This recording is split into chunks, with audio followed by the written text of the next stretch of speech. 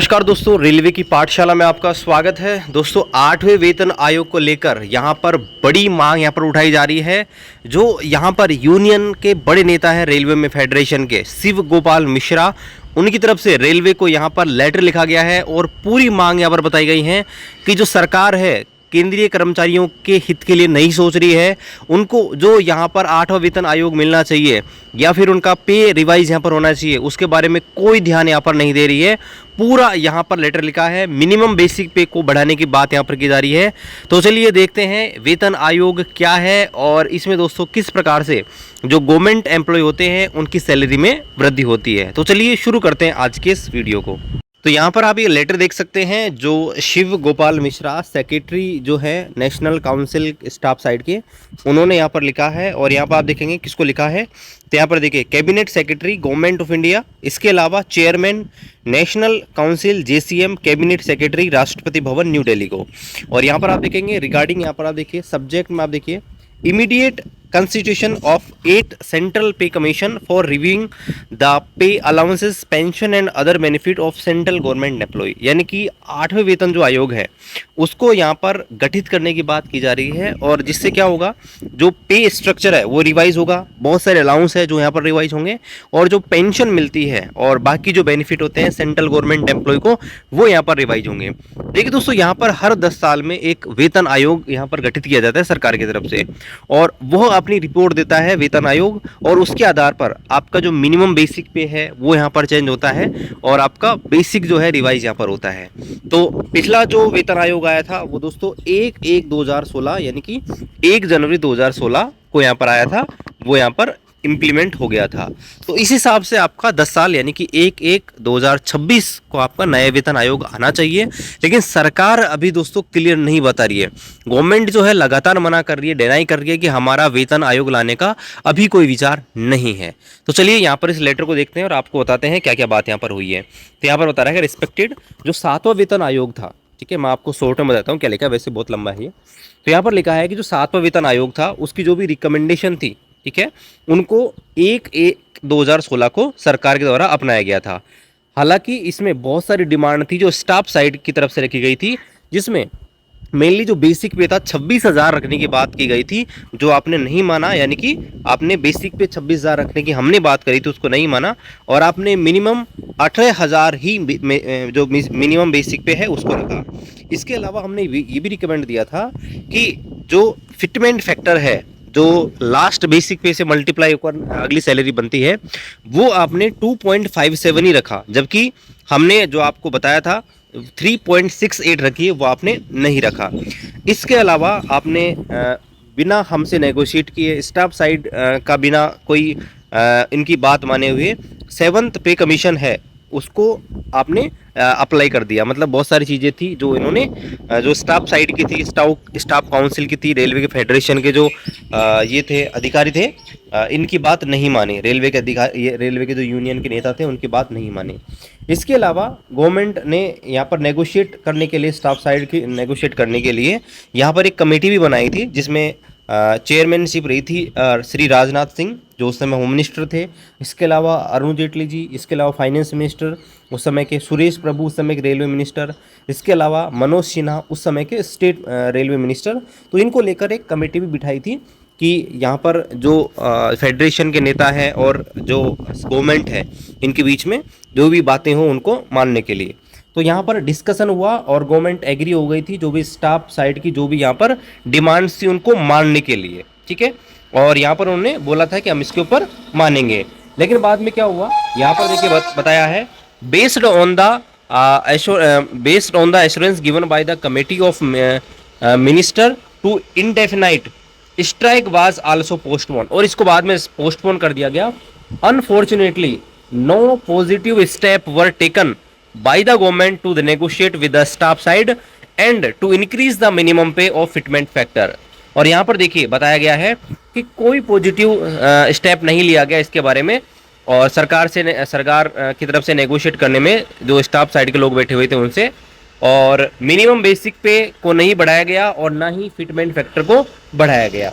और यहाँ पर इन्होंने आगे लिखा है कि government itself says that the inflation in this the range of to 7%। यानी गवर्नमेंट खुद कह रही है कि जो इन्फ्लेशन है, महंगाई है, वो 4 से 7% के बीच यहाँ पर रही है। और इसमें आप देखेंगे तो एवरेज जो इन्फ्लेशन है वो 5.5 निकल के आती है।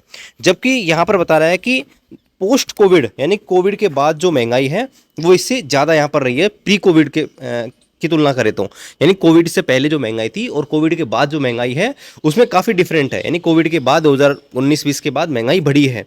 और यहाँ पर यह भी बताया गया है कि जो एसेंशियल कमोडिटी है, यानी कि हम डेली लाइफ में जो चीज़ें कंज्यूम करते हैं उसी के आधार पर ही महंगाई भत्ता बढ़ता है ना। तो यहाँ पर बताया गया है कि जो एसेंशियल कमोडिटीज़ हैं जो हम डेली लाइफस्टाइल में काम लेते हैं, 2016 से लेकर 2023 तक उनकी कीमतें हैं 80% तक बढ़ चुकी हैं। जबकि जो डीए है वो केवल 46% ही बढ़ा है। हालांकि अब यहाँ पर 50% हो चुका है। तो यहाँ पर बताया कि एक साथ 2023 तक डीए 46% यहाँ पर बढ़ा है। और इसमें काफ़ी गैप है एक्चुअल प्राइस में और जो डीए जो मिला है उसमें। आगे बताया गया है इसके अलावा जो गवर्नमेंट का रेवेन्यू है 2015 से लेकर 2023 तक वो यहाँ पर काफ़ी बढ़ चुका है। यहाँ पर बताया गया है वो काफ़ी बढ़ चुका है। इसके अलावा बताया गया है कि सेंट्रल गवर्नमेंट का जो एक्चुअल रेवेन्यू है वो लगभग 100% हो गया है, पहले की तुलना में 100% से बढ़ चला है, लगभग 2 गुना हो गया है। इसके अलावा जीएसटी कलेक्शन की बताया उन्होंने, जीएसटी कलेक्शन अप्रैल 2023 में 1.87 लाख हुआ है। इसके अलावा जो इनकम टैक्स कलेक्ट किया है, ठीक है, यहाँ पर आप देखेंगे पर्सनल इनकम टैक्स, वो दोस्तों यहाँ पर 9.6 लाख करोड़ यहाँ पर जो कलेक्ट किया है। इसके अलावा इनडायरेक्ट टैक्स जो है इंडिया का वो 7.21% से बढ़कर अब 13.82 लाख करोड़ हो गया है। इसके अलावा जो एस्टिमेट बजट था 2023-24 में उसका भी रेवेन्यू कलेक्शन आप देखेंगे 33.6 लाख करोड़ यहाँ पर हुआ है। और यहाँ पर उन्होंने आगे बताया है कि स्टाफ की स्ट्रेंथ जो है सेंट्रल गवर्नमेंट में, यानी कि सरकारी कर्मचारी जो केंद्रीय कर्मचारी हैं उनकी जो संख्या है वो यहाँ पर 10 लाख से यहाँ पर आप देखेंगे तो घट चुकी है। और यहाँ पर अभी भी 10 लाख वैकेंसी उन्होंने बताया कि 10 लाख के अप्रोक्स यहाँ पर सेंट्रल गवर्नमेंट में यहाँ पर वैकेंसी है। और इससे क्या हो रहा है कि वर्क प्रेशर जो यहाँ पर बढ़ रहा है कर्मचारियों के ऊपर। और यहाँ पर आप देखेंगे बात करें एक्चुअल एक्सपेंसेस की, यानी कि कर्मचारियों के ऊपर जो सैलरी मिलती है, जो अलाउंसेस मिलते हैं, अगर उनके खर्चों की बात करें तो केवल वह 7.29% है जो टोटल रेवेन्यू एक्सपेंडिचर है उनका। तो सेंट्रल गवर्नमेंट एम्प्लॉय के ऊपर 2020-21 में तो केवल 7% ही खर्च होता है। इसके अलावा जो पेंशनर हैं उनके ऊपर जो खर्चा होता है वो केवल टोटल रेवेन्यू का 4% ही यहाँ पर खर्च होता है।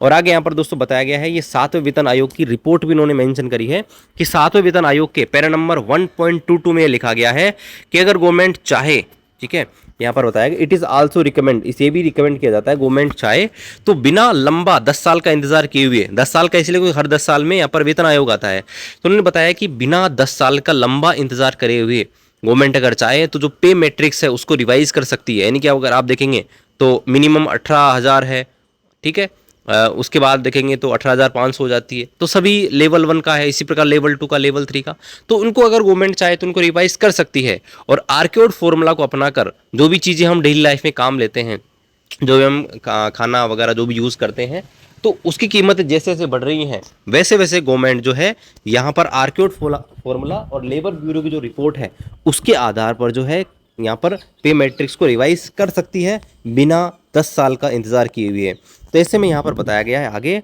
कि गवर्नमेंट इस समय ना तो ये स्वीकार कर रही है कि हम ये रिकमेंडेशन मानेंगे और ना ही अभी तक 8वें वेतन आयोग का इन्होंने गठित करने की कोई यहाँ पर खबर दी है।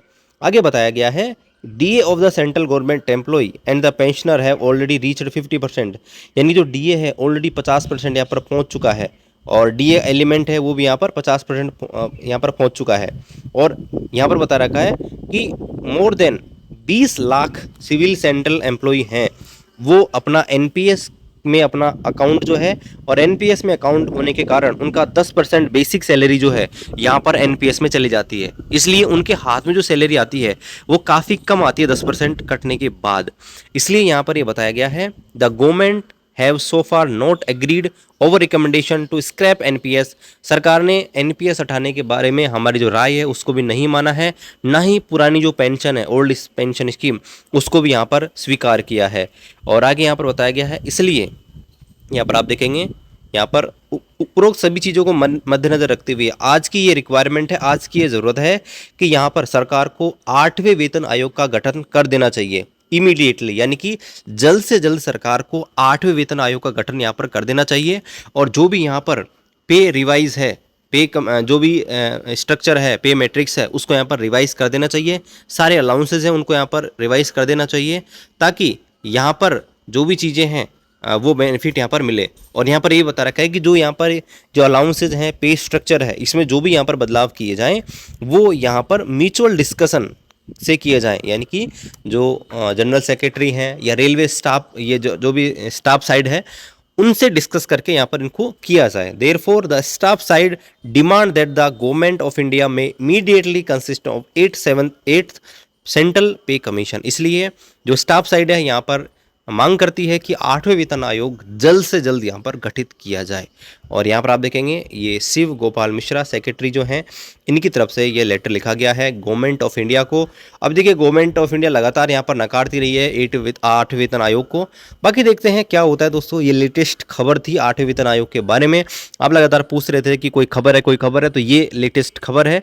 अब देखिए सरकार क्या एक्शन लेती है। 2026 में 10 साल हो जाएंगे, तो और गठन पहले ही करना पड़ता है, क्योंकि 8वां वेतन आयोग अपनी रिपोर्ट देता है तो 1.5-2 साल पहले इसका गठन हो जाना चाहिए, ताकि यहाँ पर वो अपनी रिपोर्ट बनाएगा, सारी चीज़ों को देगा और उस रिपोर्ट के आधार पर कुछ रिकमेंडेशन दिए जाएंगे सरकार को, कितनी चीज़ें यहाँ पर बढ़ानी चाहिए, मिनिमम बेसिक पे क्या रखना चाहिए, बाकी अलाउंस में क्या वृद्धि की जानी चाहिए, वो सारी चीज़ें यहाँ पर होंगी। बाकी 8वां वेतन आयोग अगर आएगा तो सेंट्रल गवर्नमेंट एम्प्लॉय के लिए बड़ा फ़ायदा हो जाएगा। उनकी जो बेसिक सैलरी है वो यहाँ पर काफ़ी बढ़ जाएगी। देखते हैं दोस्तों कब तक क्या कुछ आता है। और सेंट्रल गवर्नमेंट एम्प्लॉय बहुत लंबे समय से इसी चीज़ का इंतज़ार कर रहे हैं कि 8वां वेतन आयोग कब आएगा, सरकार कब इस पर हामी भरेगी और कब उनको एक अच्छी खबर मिलेगी। बाकी देखिए जैसे कोई भी अपडेट आता है हम आपको अपडेट दे देंगे। आप हमारे YouTube चैनल पर नए हैं, YouTube चैनल को सब्सक्राइब कीजिए, वीडियो को शेयर कीजिए। मिलते हैं अगले वीडियो में, तब तक जय हिंद, वंदे मातरम।